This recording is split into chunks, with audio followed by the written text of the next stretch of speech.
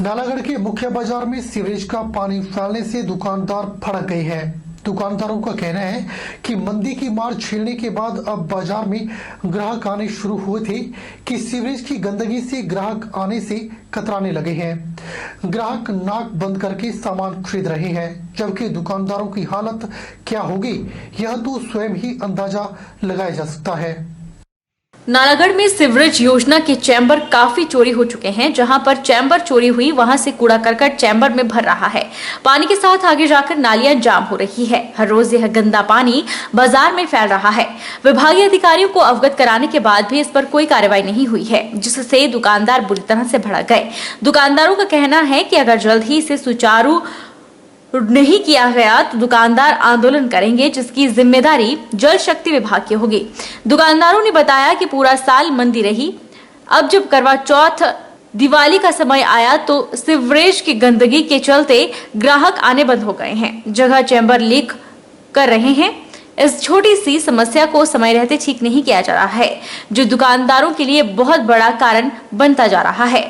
उन्होंने कहा कि इसे जल्द ठीक कराया जाए, अन्यथा दुकानदार संबंधित विभाग के खिलाफ धरना प्रदर्शन करेंगे। और हमारी मेन बाजार में दुकान पड़ती है, आप देख सकते हो, देखो पानी पानी।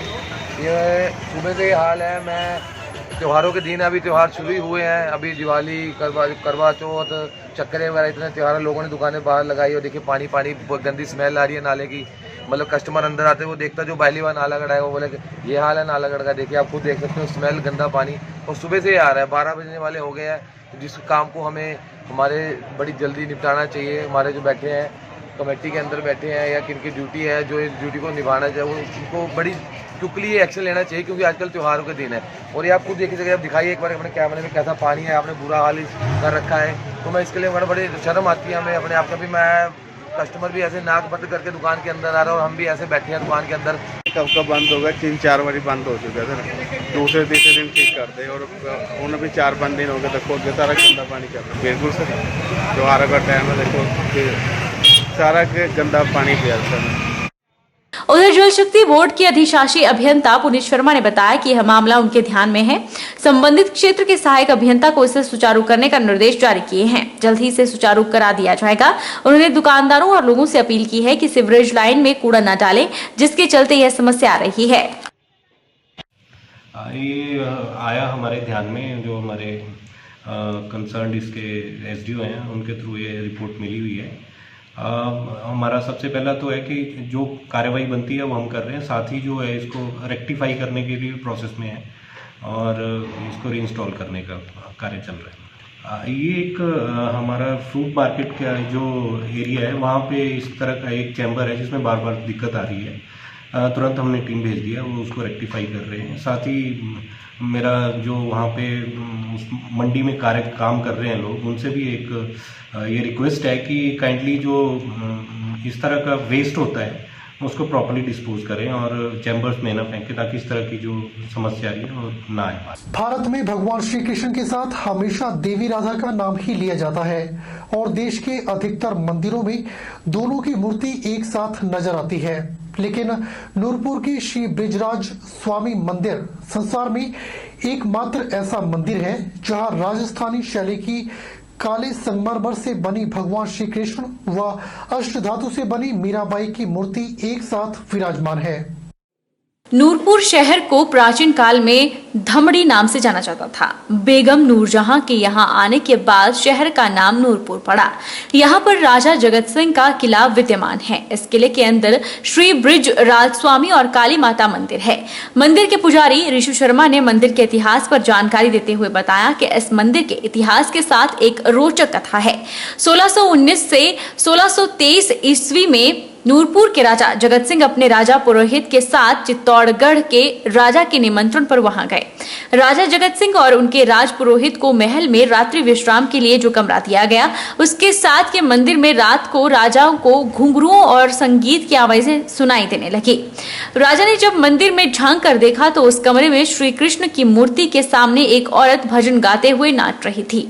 राजा ने सारी बात अपने राज पुरोहित को सुनाई। राज पुरोहित ने राजा जगत सिंह को घर वापसी पर राजा से मूर्ति को उपहार स्वरूप मांगने का सुझाव दिया, क्योंकि भगवान श्री कृष्ण और मीराबाई की यह मूर्ति साक्षात है। चित्तौड़गढ़ के राजा ने भी खुशी खुशी से मूर्तियों और मॉल्ट्री का एक पेड़ राजा जगत सिंह को उपहार स्वरूप दे दिया। नूरपुर के राजा ने अपने दरबारे खास को मंदिर का स्वरूप देकर इन मूर्तियों को वहां पर स्थापित करवा दिया। इसके अतिरिक्त मंदिर की वेदिकाओं पर राजा द्वारा करवाए गए कृष्ण लीलाओं के चित्रण आज भी दर्शनीय है। यहाँ पे जो विग्रह है उसकी पूजा की करती थी मीराबाई। तो 1619 से 1623 के बीच में यहाँ के जो राजा थे, राजा जगत सिंह, वो लेकर आए थे चित्तौड़गढ़ से ये उपहार के तौर पे। तो जब वो वहाँ के राजा के आमंत्रण पर गए, चित्तौड़गढ़ के राजा के, तो उनको जो रहने के लिए वहाँ पे कमरा दिया गया था, उसके साथ में मंदिर था। रात में मंदिर में घुंघरूओं की आवाज़ें और भजन कीर्तन की धुन जो थी वो राजा जी ने सुनी। जब उन्होंने मंदिर का दरवाज़ा खोला तो अंदर एक औरत जो भजन कीर्तन कर रही नाच रही है। फिर जो पुरोहित था उसने बताया कि ये जो भजन कीर्तन कर रही है, नाच रही है, ये मीराबाई है, और ये जो विग्रह है ये मीराबाई और कृष्ण जी का स्वरूप है। जब यहाँ से वापस जाना है तो उपहार में यही राजा जी से मांग लेंगे।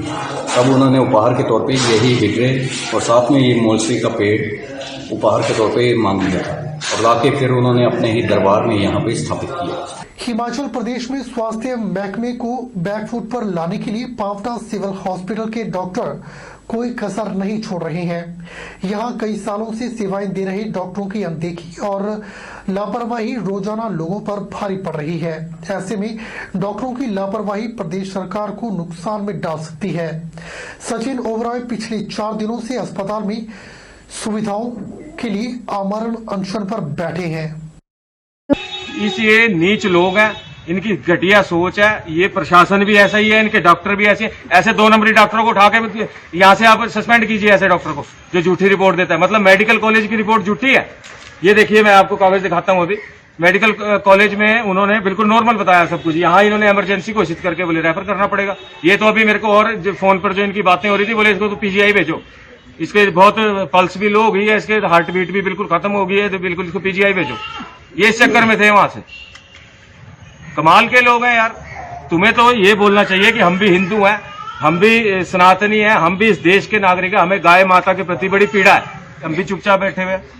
मुझे ये समझ में नहीं आया, बहुत ही शर्मनाक इनकी ये हरकत है, और मेरा बड़ा आज मन दुखा। मैं उपचुनाव के चुनावी मैदान में जहां राजनीतिक पार्टियों का चुनाव प्रचार जारी है, वहीं आरोप प्रत्यारोप का दौर भी जारी है।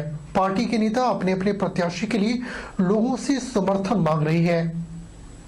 इसी कड़ी में सोलन विधायक कर्नल धनीराम शांडिल ने मंडी में पत्रकार वार्ता कर भाजपा सरकार पर निशाना साधा। उन्होंने कहा कि प्रदेश में डबल इंजन की सरकार के सभी इंजन हाफ चुके हैं। सोलन विधायक कर्नल धनीराम शांडिल ने पत्रकार वार्ता में कहा कि आज देश की अर्थव्यवस्था माइनस में है, देश में सामंजस्य और समरसता नहीं है। मोदी जी ने घोषणाएं की थी कि किसानों की आय दोगुनी करेंगे, रोजगार देंगे, लेकिन ऐसा कुछ नहीं हो रहा। आज जनता त्रस्त है। उन्होंने कहा कि प्रदेश में डबल इंजन की सरकार के सभी इंजन हाँफ चुके हैं। हमारे पास कुछ भी सपोर्ट सिस्टम नहीं है, सारे काम अधर में लटके हैं, सिर्फ कोरी घोषणाएं हुई हैं। उन्होंने कहा कि आज महंगाई, बेरोजगारी से लोग त्रस्त हैं और लोग भाजपा सरकार से परेशान हैं। लोग भाजपा सरकार से छुटकारा पाना चाहते हैं। शांडिल ने कहा कि लोगों का कांग्रेस की कार्यशाली नीति और लीडरशिप की ओर रुझान है और वे कांग्रेस को ही विजयी बनाएंगे। विधायक ने कहा कि कांग्रेस प्रत्याशी प्रतिभा सिंह सशक्त उम्मीदवार हैं और वे दुख को दबाकर पार्टी के लिए, लोगों के लिए आगे आई हैं। कल मैं छोड़ घाटी में था, इसके पूरे क्षेत्र में लगभग 10-12 घंटे हम बाहर रहे। लोगों का बहुत अच्छा रुझान है कांग्रेस की नीतियों की ओर, कांग्रेस की कार्यशैली की ओर, कांग्रेस की लीडरशिप की ओर।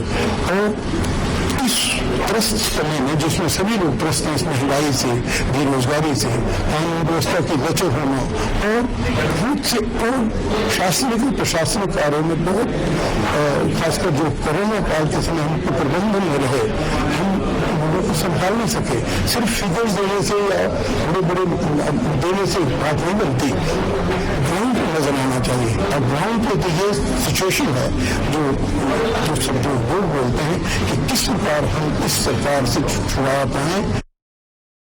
मुख्यमंत्री जयराम ठाकुर के कांग्रेस पर भ्रष्टाचार के आरोपों पर सोलन विधायक धनीराम शांडिल ने कहा कि भ्रष्टाचार का कहीं स्वागत नहीं होता, हर जगह निंदा होती है। उन्होंने कहा कि यहाँ तो कोरोना काल में भी भ्रष्टाचार हुआ है, ये सब जानते हैं। शांडिल ने कहा कि जनता सब जानती है, उन्हें ज्यादा बताने की जरूरत नहीं।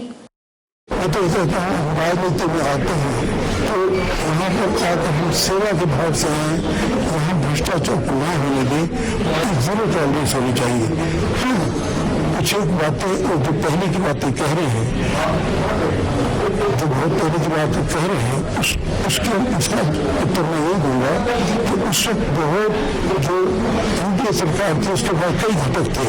कुछ एक जगह में अगर भ्रष्टाचार हुआ हो तो सचिव को कांग्रेस की नीति में नहीं आता है।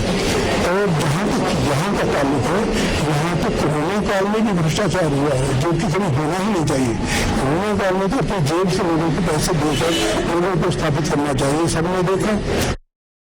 कर्नल धनीराम शांडिल ने कहा कि सेना के नाम पर राजनीति करना सही नहीं है। जवान संविधान की शपथ लेते हैं, सैनिक किसी दल समूह से जुड़े नहीं होते। उन्होंने कहा कि वे खुद आर्मी रिटायर्ड हैं, उन्होंने भी 3 युद्धों में भाग लिया, लेकिन कभी किसी मंच से इसका गुणगान नहीं किया। और इनको किसी भी प्रकार की राजनीति में लपेटना itself is not only a crime but a sin। तो हमें कभी भी सेना को इसके साथ नहीं जोड़ना चाहिए। मैं भी सेना का 23 साल पहले आया था और मैं आपको सच बताऊं, मैंने तीनों ही युद्धों में भाग लिया है।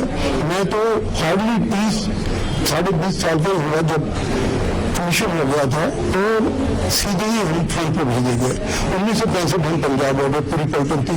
1971 में मैं स्वयं लंगोवाला में था और मैंने उसका पूरा विस्तृत प्रेस कॉन्फ्रेंस भी दिया कि हम आज सुरक्षित हैं कि माँ दुर्गा की, हम माँ दुर्गा अवसर हूँ, इनकी पूजा करते हैं, इन्हीं आशीर्वाद से आज आपसे बात कर रहे हैं। फिर भी हमने इसकी कभी इसका दान नहीं किया। बुलेटिन में फिलहाल वक्त हो चला है एक छोटे से ब्रेक का। ब्रेक के बाद तुरंत हाजिर होते हैं। Abhilashi University admission start for 2021 and 22. MTech, BMS, BSc MLT, BPT, B Pharmacy, M Pharmacy, D Pharma, Allopathy, Ayurveda, Diploma, Arts and Craft, MA Economics, MA Education, BSc Honours Agriculture, BSc Forestry, MSc Agriculture, 2-year Diploma in Veterinary Pharmacist. Also contact for 4-year Integrated BA, BEd, BSc, BEd, MSc in Geology, PGDCA, MBA, PhD in Education, Management, Pharmacy, Geology, Engineering and Agriculture.